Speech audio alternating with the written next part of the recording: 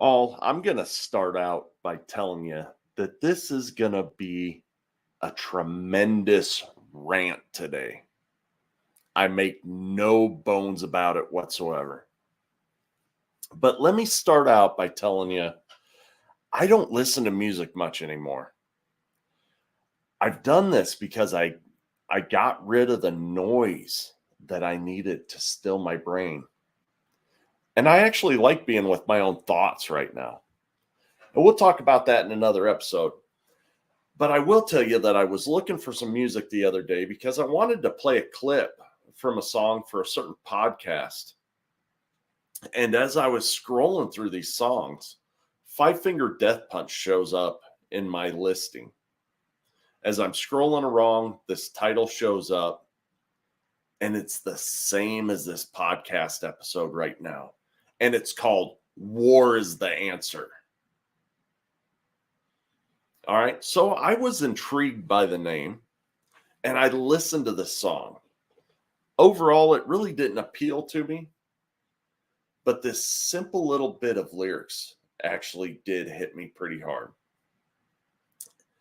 And the singer of this Five Finger Death Punch says, "Do you take me for a fool? How's it feel to be a tool? See, to me, you're just a cancer." And I'm going to let you stew on that for just a minute. Leaders are not born in a womb.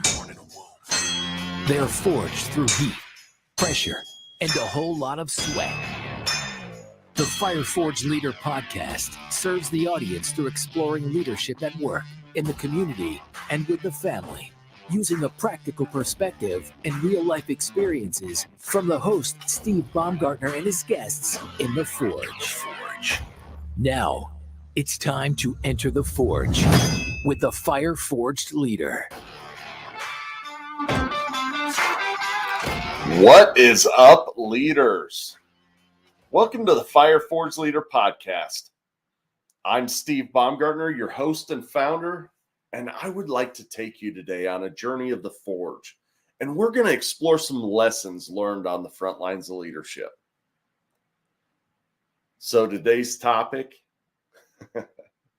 is War is the Answer. Oh, but Steve, that's not politically correct. We shouldn't celebrate war. All right, so I'm a little bit crazy on this episode, but anyways, I want everybody just to calm your asses down for a bit. All right? I'm not talking about war in the traditional sense. Now, don't get me started on war. Sometimes it's necessary, in my opinion. But really what I want to talk about is we need to wage war in all battlefields of leadership. I talk to a lot, and I mean a lot, of really serious leaders day in and day out. And one thing that I've noticed in each and every one of them is in their own right, they're not an average Joe. They're actually at war every day. They're at war with the norm. They're at war with societal expectations. They're at war with what everybody else believes they should be doing. So I'm going to take you back in time a little bit, and this is in the early 90s. And I remember back in those days being an hourly line worker. And I was part of the union. I'm not going to call out any unions or anything else. Calm down. Anyways, at this point, I remember another union member, right? And I believe he was a union steward. My memory's a little bit foggy because of certain things in my past, right? But anyways, this union member, who I believe was a union steward, comes up to me because I had chosen to cross the picket line. All right. Don't burn me at the stake. I crossed the picket line. Yes, I did. It's part of my history, whatever. And I'd do it again. All right. So this person told me that I should be out on strike because I needed to show unity with the rest of the team. All right, well, let me tell you, this team did nothing for me up to this point, right? But all of a sudden, they're on strike and I'm supposed to be part of this team. All they did was take my money. All right, so let's start there. But back then, I didn't know why the hell we were even striking, right? So I asked him. And he tells me, well, the company didn't approve the extra 10-cent increase we asked for. I'm like, well, did they approve other? Yeah, they approved everything else, just not this 10 cents, right? All right, so I got that in my mental database, 10 cents, right? I'm working 50 hours a week. I said, okay. So how much do I get paid when I'm out on strike? And additionally, how long is it going to last? So he replied back to me, well, we do have a strike fund and we're paying people $100 out of that per week. And we're expecting it to go 2 or 3 weeks, but when that money dries up, then you're just out on strike. Okay. So I'm sitting here scratching my head, right? I'm like, okay, dude, let's just say this gets resolved in the best case scenario in 2 weeks. I'm currently making about $950 a week. So over that 2 weeks, that's $1,900. Over that 2 weeks, if I was out on strike, I'd make $200. All right. So to me, that would be taking a loss of $1,700. Does that sound about right? Do I got the math right in all this, or am I missing something? And he looks at me and he goes, yeah, sounds about right. Okay. So Steve says, I say, so let's look at something else, right? Let's look at the other side of this coin. So if after that 2 weeks, we're going to get the 10 cents that we're going out on strike for.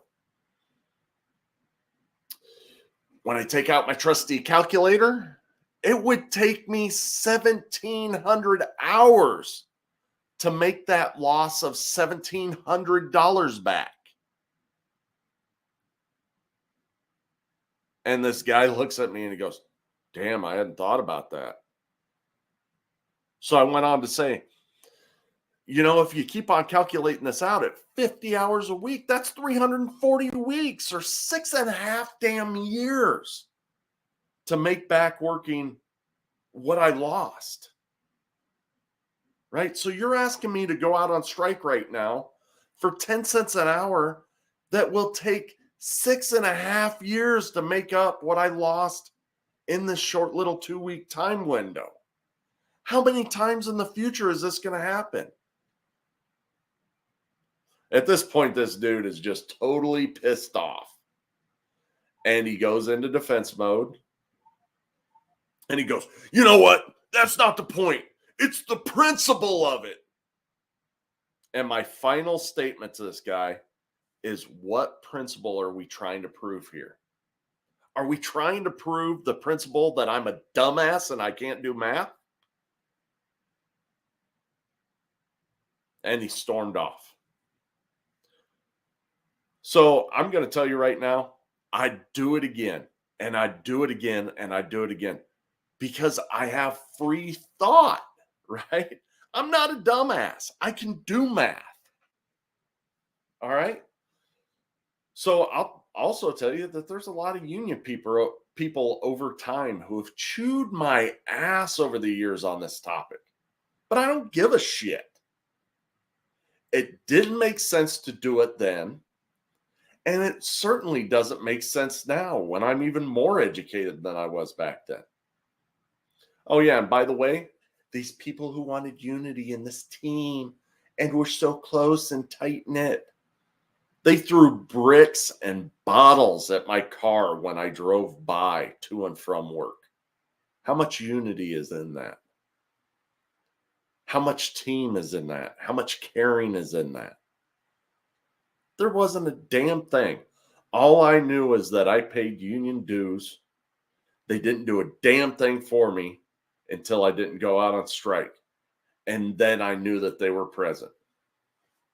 All right. So now don't get me wrong. I think unions have their place. I would choose not to be part of it, but they do have their place. And I have a very strong relationship with every union that I've ever worked with in a leadership role. That's not the point.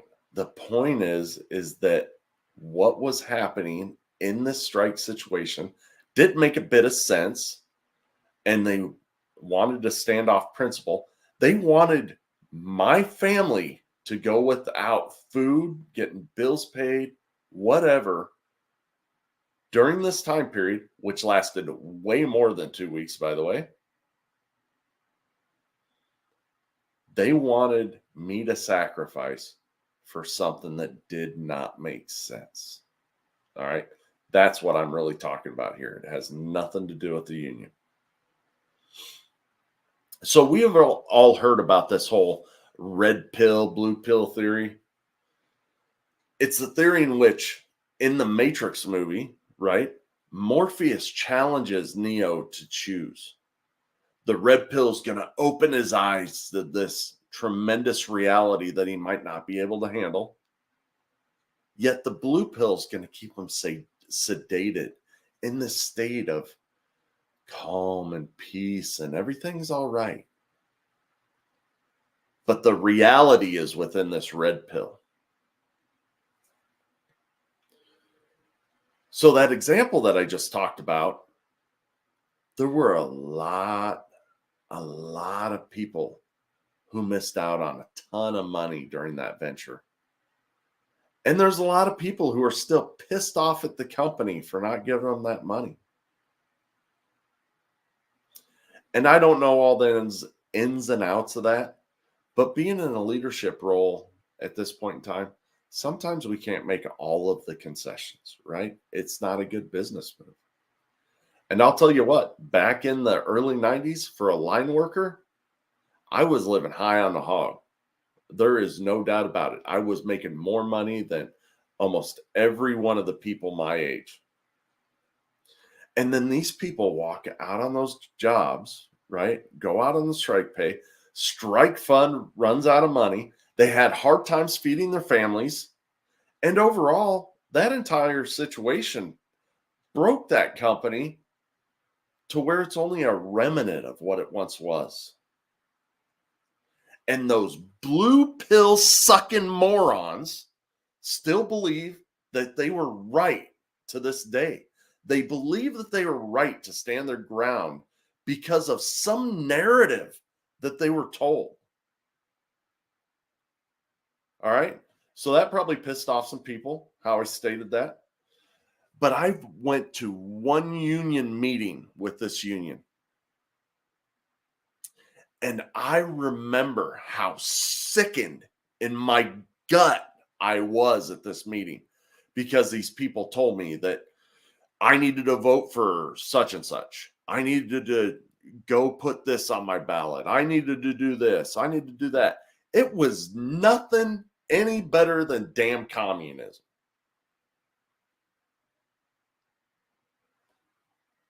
People should be allowed to choose. We are in a free damn country, right? Anyways, I'll get off that soapbox for a little bit. But I am not going to follow someone else's path because they told me to do it. It's not worth it to me. I'm a man on a mission. I have a vision of the future. And I'll tell you right now, it doesn't matter what any union representative has to say about it. And it's certainly, sure as hell, isn't what any CEO tells me either. So there's a little flip of the coin, isn't there? I don't give a crap about the union. I don't give a crap about the CEO. I done said it. What I give a crap about is what's going to benefit me, my family, my children, my wife, the people I lead out in my community, the people that choose to work in my organizational structure at work. Those are the people that I care about. I don't care about the union president. I certainly don't care about the CEO. So let me flip the script for just a bit. Let's talk about culture in general, right? Out in today's world, in the United States, there's a ton of narratives out there. Narratives that I would also consider blue pill narratives, right? And I'm not going to tell you what all these blue pill narratives are to me. What I want you to do is stop and think about what they are to you. But I will give you a couple examples. And these are blatant examples. So my wife the other day, we get together every morning and we have a morning routine. After that routine, we looked at the weather because we were talking about some of our plans for the week. And my wife started laughing and she shows me her weather app. And down at the bottom, there's a pollen alert. All right. Okay. That's all right, Steve. There's a pollen alert. That's good for people. All right. I would agree. Maybe it is. But the damn thing was basically a commercial because the pollen alert was sponsored by an allergy company. I apologize for the stupid dog in there. I'm a bachelor this week, and the dogs are running the house. Usually, they'd be out in the backyard with the kids and wife. Anyways, it's obvious she wants my attention, but she's gonna have to wait. So, anyways, she shows me this damn weather app. There's a pollen alert at the bottom of the screen. And it's sponsored by an allergy company. Come on. Really? I mean, some of these dang groups aren't even trying anymore. They put it right out in our face and we don't even notice it. They're not trying to hide it. They take us for fools. And they just violently jam it down our throats time after time. But Steve, doctors and drug companies are way too ethical to lie. Give me a damn break, people. You need to swallow the red pill. We are being marketed to. Every single piece of life is a marketing campaign. They're selling us something. So let's talk about this a little bit since I'm on a roll. Let's take a look at this red pill, blue pill thing and leading in the home. Let's talk about marriage and divorce. So marriage is being attacked every day. Oh, but Steve, divorce is actually going down right now. It's down to 44% over the past 2 decades. You know what? You're right. It is down. It is down. That's a great statistic. Whoa, hold on just a second. Let's look at the other side of that coin. Marriages are down from 9.8 per every 1,000 people in 1990 to 5.1 per every 1,000 people in 2020. You think that might have something to do with it?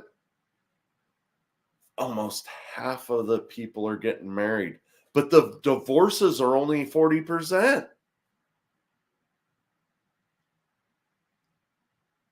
That might have something to do with it, don't you think? So why is this? Let's be honest, we don't value marriage anymore. What we value is cheating, lying, divorce.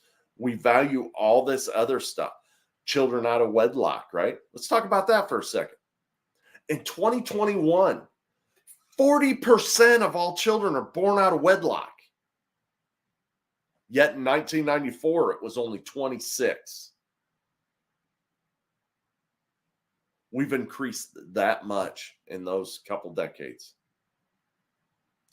Now, we all understand that without two parents in the home, how detrimental that is to kids. There's study after study on it. But yet, marriage is hard. So we abandon it. We don't do it. For some odd reason, we've started to normalize it in culture, right? We believe that people should try out living together before they get married. That way they know. But the problem is they also have kids in that. So when did having a mother or father in the equation become disposable and kids became a forever? It doesn't make any sense. It's not logical, but we believe it because it's the narrative. So just to kind of fuel that fire a little bit, in 1994, there was also a study done, 4 independent data sets, right? Independent data sets that stated that children who did not live with both parents were roughly twice as likely to be poor, to have behavioral problems, to have psychological problems, and don't graduate from high school. So the culture is, don't get married, try it out first. Oh, that's all right. You don't need a second parent. Go ahead and have that kid. You can dispose of the second parent. But yet, the study shows through 4 independent data sets that half of these kids in single parent households are twice as that these kids in single parent households are twice as likely to be poor, have behavioral and psychological problems, and don't graduate from high school. Yet we believe the narrative rather than the facts. We put pornography out there to inject a problem into society that just makes this problem worse and worse and worse. And we get more and more and more into these things that are so divisive and so bad for our children. And yet we keep on swallowing that damn blue pill. So what about our kids? You know, I talk about mine all the time. I believe that they're absolutely exceptional. My kids are wonderful, right? They're awesome. And these 3 little ones that are growing up in our house right now, I didn't give my older kids the time or the attention. I know that, but I give these 3 a lot more. And we raise them outside these norms. We're done taking the blue pill in my household. Let's start out with some of those red pill sort of things, right? First off, we believe our kids are capable. We don't talk to my 2-year-old, 4-year-old, and 6-year-old like they're babies. We talk to them like they're people because they are capable. We also have expectations of these kids. Do you know how many times I hear, well, a 4-year-old, they just can't control themselves? That's a bunch of bull crap. They can control themselves up to the point that a 4-year-old is capable. But we believe that they're capable.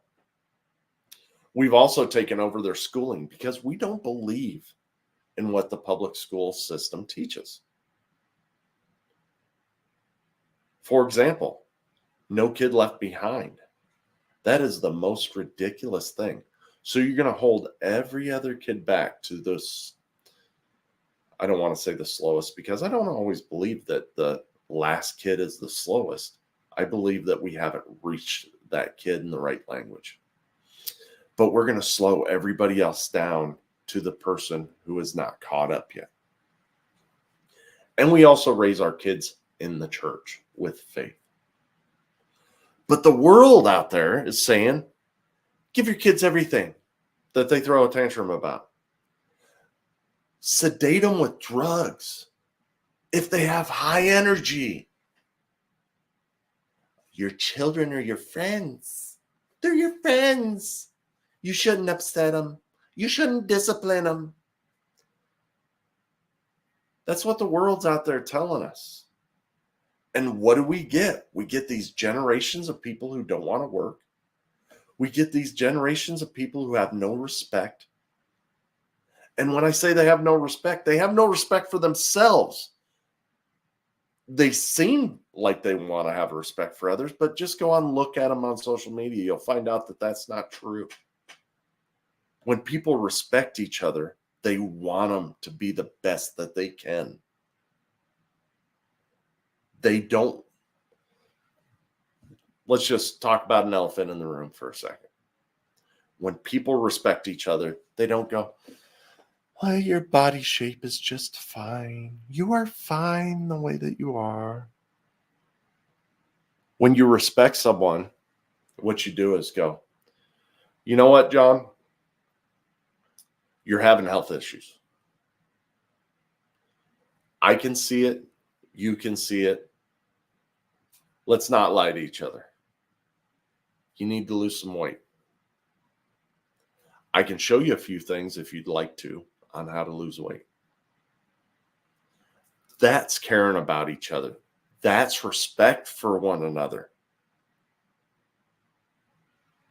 Respect isn't, you know what? You're 350 pounds, John, and you're only 5 foot tall. But it's okay. You don't need to live any more past 50 years old because you have a heart attack that takes you out early and your friends and wife and children don't get to enjoy you being around anymore. It's okay that you don't get to jump on the trampoline because you can't exert that much energy. It's okay that you don't get to play with your kids because they can, quite frankly, whoop your ass. That's not respect. That is exactly the opposite of respect. And then let's just talk about general media and culture. We are sedated by this blue pill in so many ways. Look at TV. They're pushing their morals down our throat day after day. It's the same way with movies. What about music? I was talking to a guy the other day, and I'm like, you let your kids listen to what? You do know that woman is talking about her ass and her, what's right up front from her ass and all sorts of different things. Are you sure you want your kids listening to that? Oh, yeah, it's no big deal. Yeah, not my kids, brother. Not my kids. And news. News, shit. The news stations should be like race cars, right? And just slap their freaking sponsor labels all over the screen, right? Because they don't even try anymore. These news outlets, it's either this side or this side, but it's nowhere in the middle, right? There's nothing unbiased out there anymore. The best thing you could do is listen to both sides and try and figure out the middle, right? And the list just goes on and on and on. But it's not their fault, right? They're doing what they're doing because let's just face it, they're trying to control us, right? But it's our fault Where in the hell is our logic or reason, original thought? Where the hell is it, people? Why do we sit there and continuously swallow this blue pill? So, boys and girls, ladies and gentlemen, I implore you today, break out of the damn matrix, right? Swallow the red pill. Well, how do you do that, Steve? I'm going to tell you, it's a lot easier said than done, right? But 3 little tips here. First one I'm going to start with is we have to, we absolutely have to come to the conclusion today that not everything that everyone tells us is real, one side or the other, nor is it a coincidence most of the time. Take the damn red pill, right? Snatch it up out of Morpheus's hand. Take that red pill. Understand that we're being marketed to as a people. We're being controlled through marketing. Now, come on, people. I know people are rolling their eyes right now, but I'm just spitting truth. Let's go to back to that weather app for a minute, right? Really? Are you really telling me that it's ethical that an allergy company can put an advertisement on telling you what the pollen count is, and we're supposed to believe that? Stop and think about that for a minute. Switch it over to doctors, right? Let's keep it in the medical field and talk about doctors. There are websites you can go on to find out what kind of money that doctors are receiving from drug companies.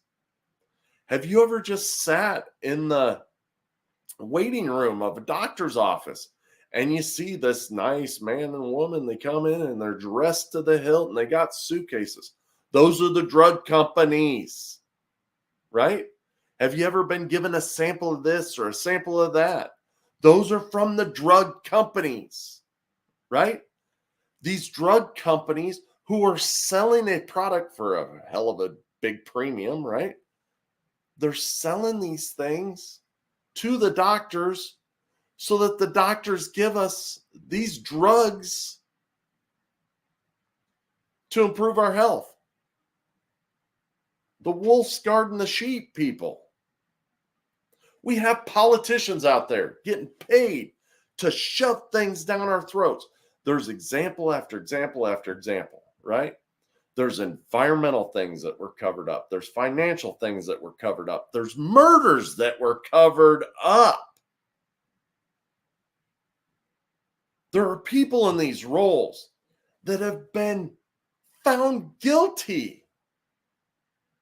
People in high positions of society that are found guilty of crimes that if you or I were found guilty of, one of us peasants, we would be locked up or the switch would be flipped for the execution.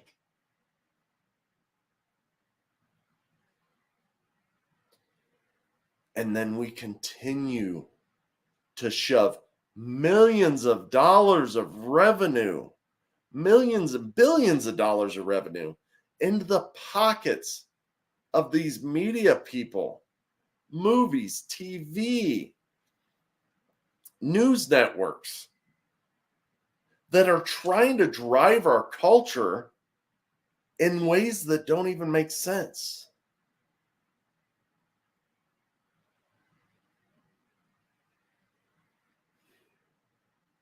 It's absolutely ridiculous, people.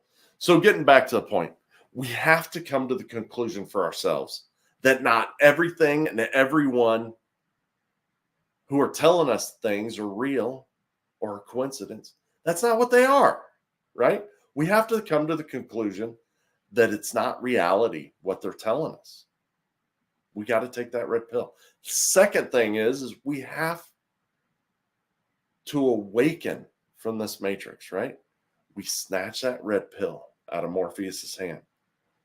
Now we got to make that decision to swallow it, right? We got to put it in our mouth.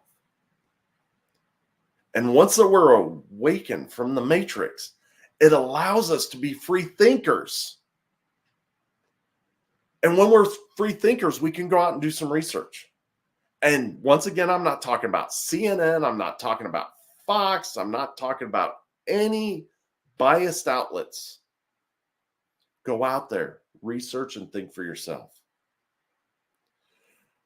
And I'm guessing after 40 plus episodes, you probably have your mind made up a long time ago or recently about, what political party that I probably align with based off from things that I believe in. But I'm going to tell you right now, you're wrong. And I'm going to put a caveat on this because I don't want the feds to come and get me. This is figurative. All right. Figurative language. But I'm not right and I'm not left. I'm in the light a match and watch it burn category. I think that this country, both sides are just as corrupt as each other. The two-party system is broken. Anyways, this isn't meant to be political. It's meant to be red pill. But I don't identify as a Republican or Democrat or anything else. I just want to get that out of the way. I identify as a grow a damn brain and dig to find some answers party. Come on. Go out there and find these independent studies, people who don't get paid for research. And that's a good start. And I don't care what it is, medical, religion, food, exercise, whatever. So most of the things that people are buying into right now are things that benefit someone else. They don't benefit that person that's buying into it. They're benefiting an organization, a political party, a millionaire, something. All right. So let's look at an example, right? Look at the stupid dang food pyramid, that I heard about in the 80s and 90s, right?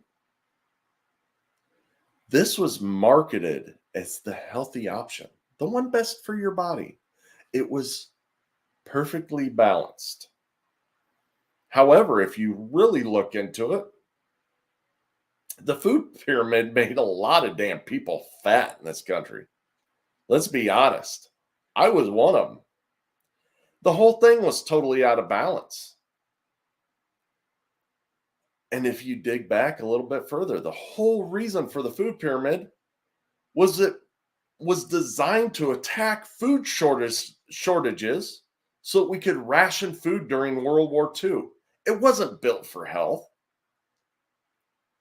They just stated it that way so that people would do it, right? So, number one, we have to come to the conclusion that people are not being honest with us, right? Take the red pill. Second one, we have to awaken from the matrix and be free thinkers. Do our own research. Put the pill in your mouth.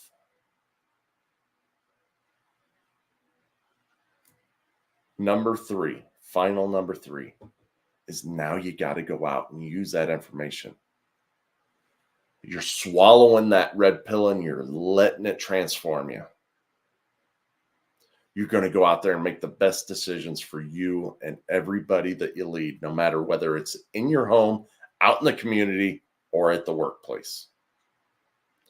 Once you start looking at things, I'm going to tell you, you're going to feel like absolute shit. Prime example right now, my wife has been talking about food dyes for a long time. I wrote it off for a long time. Now that I've done my own research, and you can do your own research, you don't have to believe me. I don't want you to believe anybody. I want you to believe you. All right? Now that I've done my own research and swallowed that red pill to open my mind,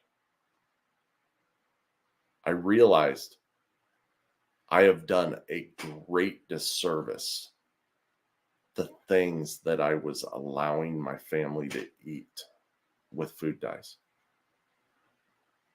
Once again, you don't have to believe that about food dyes. Go out and do your own research. I felt like absolute shit, though, I'm telling you. But I'm also going to say, you can't do a damn thing about the past. It's a waste of time and energy. The only thing that you can do is analyze it so that you can make your future better. All right? But what's happened. So I stress, don't fall into the trap because it will hinder your future. And then start today. You can't change it, but you sure as hell can change the trajectory of your future starting today. All right, so let me recap those three things. First, we need to come to the conclusion that people are lying. Take the red pill. Awake from the matrix. Be a free thinker. Snatch that pill out of Morpheus's hand. Be a free thinker. And the third one is you're going to swallow that red pill and you're going to make the best damn decisions for you, for your wife, husband, spouse, children, co-workers, workers, out in the community, whoever you're leading today, make the best decisions for them. So to wrap up this entire rant, to wrap up this episode of War is the Answer, ladies and gentlemen, we need to wage war. I'm going to say it again. We need to wage war against the ways and norms of society. We need to wage war against the norms of the modern day work ethic. We need to wage war on how people say we should behave around marriage, how we treat our kids, how we have expectations, how we push forward, how we behave out in public. And once again, I'm not here to tell you what the answers are. I just want you to take the red pill and figure it out. So with that being said, I'm going to let you figure out how these three things fit into your three categories: your family, your community, and your work. Figure out how it fits into those three categories of leadership. There's definitely some correlations in each one of them, but those are yours to uncover. So what I'd like you to figure it out. Figure it out. And I want you to send me a message on one of my social media accounts. Just really let me know how you're going to apply the red pill today. Let's call it #RedPill. And let's blow social media up, right? Let's get people thinking. All right, rant over. All right, so this is a little bit of an odd episode, I guarantee you. But I feel very passionate about this whole red pill thing, being free thinkers. And I believe that's why you keep on coming back to this podcast, because I have a little bit different thought pattern than a lot of other people. So before I wrap this up today, a little bit of a shameless plug, but I would like to really invite you to check out my family's little homeschooling business. Right now, we're using this business to homeschool our children, teach them some different things. And it fits into this whole topic, but teach them some different things around business through application rather than textbook. So what we do is we make a variety of custom work, and we use a laser for anything etched, engraved, cut with a laser.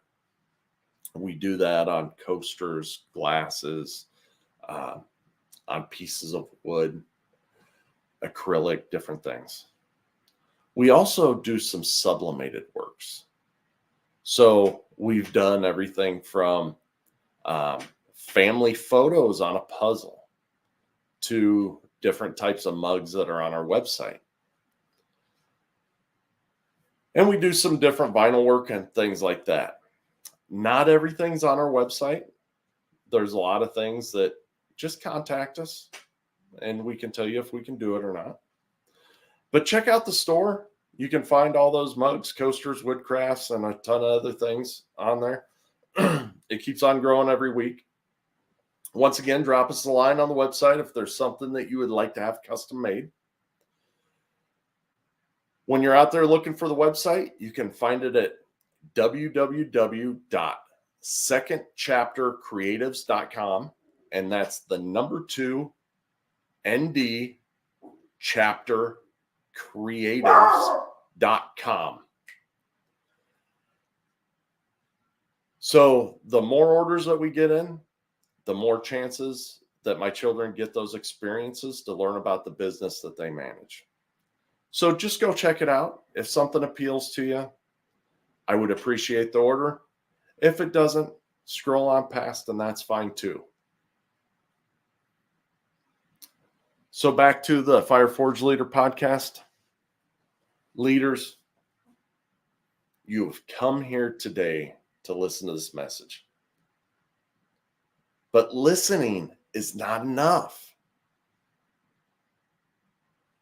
I ask, what are you going to apply this week, this month, or this year from this podcast today? And remember, when you become a better leader, you become a better spouse, a better parent, a better coworker, and ultimately that person that people desire to follow. And when you grow in your leadership skills, you're not doing it just for yourself. You're also doing it for your family, for your community, and the ones that you lead. So lead with intent, my friends. If you appreciate what you heard here today, please leave me a rating and review. I'd really appreciate it on Apple Podcasts, but you can do it on any podcasting application that you're currently listening to. What those ratings and reviews do is really help push us up in the charts so that the message gets out to more people. And hit that subscribe button on whatever podcasting app you're currently listening to. If you hit that subscribe button, you're not going to miss a single bit of content. So keep on coming back. Join us back here in the Forge as we bring you lessons learned on the front lines of leadership. So just released Ray Cash Care episode. You need to go and check that one out. Absolutely amazing. Now you'll notice in that episode, I didn't say a lot. That's because Ray is so passionate and so driven in his message that I just opened up the platform and allowed him to speak. You'll get a lot out of that one. Getting a lot of good feedback on that. There's going to be an episode with Tony Ojeda, author, financial advisor. Awesome man. Personally know him. He's great. Nancy Regan, a lady who has taken the world by storm in the reliability field. I just booked Father Michael Butler. And we're going to talk about masculinity in today's world. Today, I just booked another man his name's Drago. And I will tell you a little bit about his story on social media as it gets a little bit closer. But what an amazing story he is. And as always, I got a few others in the background. But you're not going to want to miss any one of these episodes. Just amazing people, and it doesn't matter what field they're in. I'm trying to find exceptional leaders for this podcast, and leadership applies everywhere. So with that being said, this is probably the longest solo episode I've ever done. So I'm going to leave you guys with that. Once again, God bless and lead with intent.